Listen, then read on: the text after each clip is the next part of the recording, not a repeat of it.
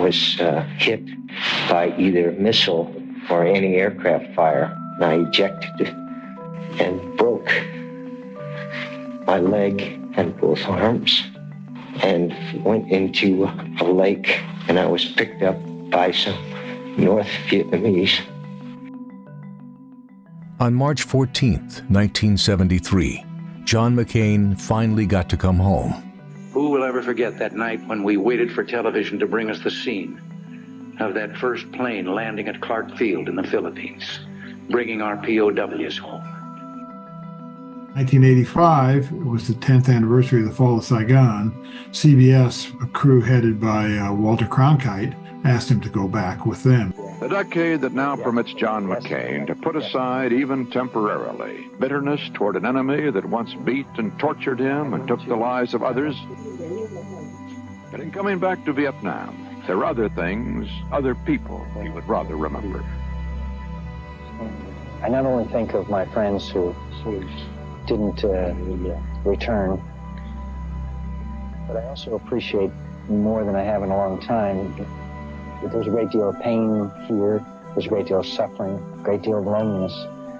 There was also a lot of courage displayed and a lot of love for one another that I think maybe Americans are uniquely capable of. In 1993, John McCain and John Kerry began working to resolve the fate of prisoners of war and those that had gone missing in action in Vietnam. A story of two guys who had a different point of view about a major event in American history who found a way to come together. So the symbolism of the two of them together, working first on the issues of MIAs and then working on this issue of reconciliation, influencing President Clinton to move forward, that was such an important development in our history. Kerry made the informed, logical, compelling case for it, and then Clinton turned to McCain, and I'll always remember it. Just said, Mr. President, I'm tired of looking back at Vietnam, and I'm tired of my country looking back. It's time to move forward.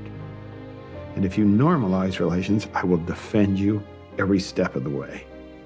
Normalization of relations is the next appropriate step. I am proud to be joined in this view by distinguished veterans of the Vietnam War. They served their country bravely. They are of different parties. A generation ago, they had different judgments about the war, which divided us so deeply.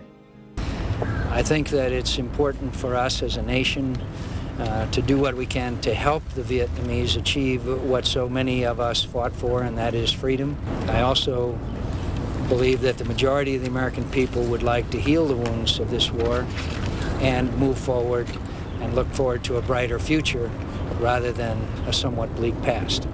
Over the years, John McCain would return many times to Vietnam, strengthening the relationship between our two countries.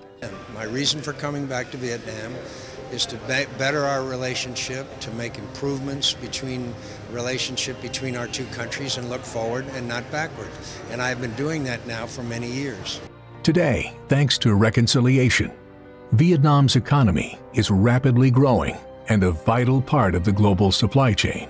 The McCain Institute continues to carry on Senator McCain's legacy, every year taking its McCain global leaders to Vietnam to experience the power of reconciliation, diplomacy, and understanding for themselves. We were meeting with people who have knew Senator McCain, who have crossed the paths in some way or another with him.